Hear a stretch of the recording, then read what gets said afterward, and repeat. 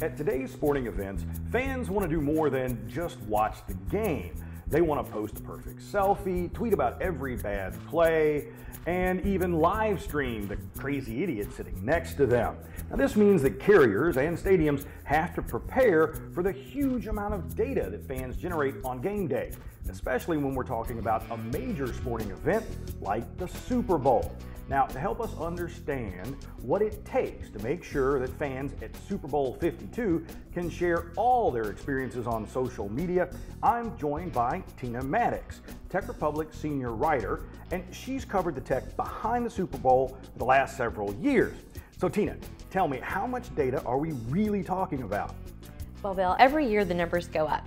In 2015, there was around 6 terabytes of data that was used, and then the next year it grew to around 10 terabytes, and then by last year it had already reached 12 terabytes.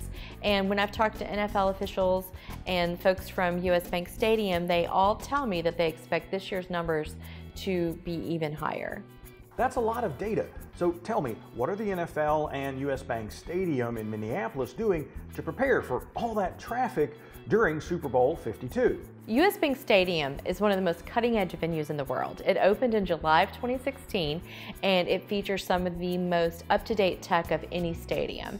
It's a Cisco facility, which means that it has a Cisco platform and a Cisco high-density wireless network, and that network is going to be ready to support 65,000 fans on game day. And the facility itself is pretty impressive. It has more than 2,000 high-definition TVs, 1,200 wireless access points, and more than 550 miles of fiber strung throughout the building. What about the carriers? What's their role in making sure that things go smoothly on game day? Those previous numbers were just about Wi-Fi. Cellular data is a completely different area of coverage, and Verizon has installed a neutral host distributed antenna system, which is known as DAS for short, within the stadium. And on this particular system, any of the fans that don't want to use Wi-Fi but prefer to use their smartphone cell service can opt into that. And there's buckets of data that come through that. For instance, last year Verizon saw 11 terabytes be used compared to 7 the year before.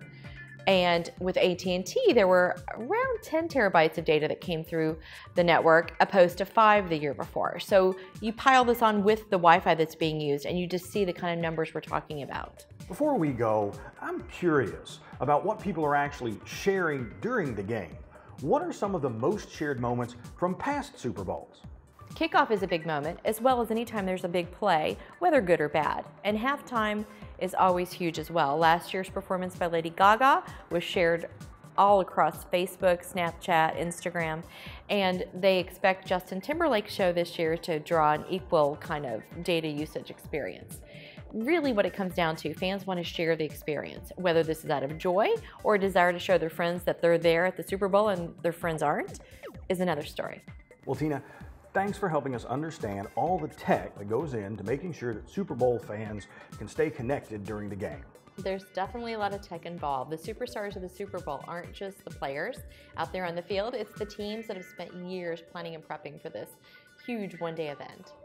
Well, be sure to visit Tech Republic for all Tina's coverage of Super Bowl 52 and sign up for our Smart Cities newsletter, which keeps you up to date on the latest innovations in IoT, security, big data, mobile apps, and more.